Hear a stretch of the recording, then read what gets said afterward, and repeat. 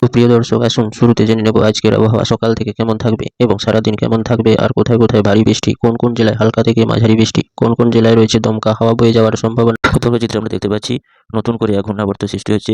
বঙ্গোপসাগরে এক নতুন করে আবারও নিম্নচাপ সৃষ্টির আশঙ্কা প্রকাশ করল হাওয়া দপ্তর। আর এই ঘূর্ণাবর্তটি ক্রমশ শক্তিশালী আকার ধারণ করছে, যা বঙ্গোপসাগরের এখন বর্তমান পরিস্থিতি। যার প্রভাবে নতুন করে এক ঘূর্ণাবর্ত এবং নিম্নচাপ সৃষ্টির সম্ভাবনা রয়েছে। হাওয়া দপ্তর সূত্রে জানা যাচ্ছে ঘূর্ণাবর্তটি আগামী কয়েকদিনের মধ্যে আরও জোরালো আকার ধারণ করতে পারে, যার প্রভাবে এক নতুন করে ঘূর্ণিঝড় সৃষ্টির সম্ভাবনা রইল। এবং আবহাওয়া সূত্রে জানা যাচ্ছে এই ঘূর্ণিবর্তটি যদি শক্তিশালী ঘূর্ণিঝড়ে পরিণত হয়, যার প্রভাবে আবারও এক উপকূলবর্তী জেলাগুলোতে এবং উপকূলে আছড়ে পড়ার সম্ভাবনা রয়েছে, যার প্রভাবে নতুন করে এক ঝোড়ো হাওয়া সহ ভারী বৃষ্টির সম্ভাবনা রয়েছে। তবে এই ঘূর্ণাবর্তটি আগামী কয়েকদিনের মধ্যে শক্তিশালী আকার ধারণ করে তা বাংলাদেশ এবং পশ্চিমবঙ্গের বিভিন্ন উপকূলবর্তী জেলাগুলোতে আছড়ে পড়তে পারে, যার প্রভাবে আবারও এক নতুন করে বঙ্গোপসাগর এবং পশ্চিমবঙ্গ সহ বাংলাদেশের বিভিন্ন জেলাগুলোতে নতুন করে এক দুর্যোগ সৃষ্টি হওয়ার সম্ভাবনা রয়েছে।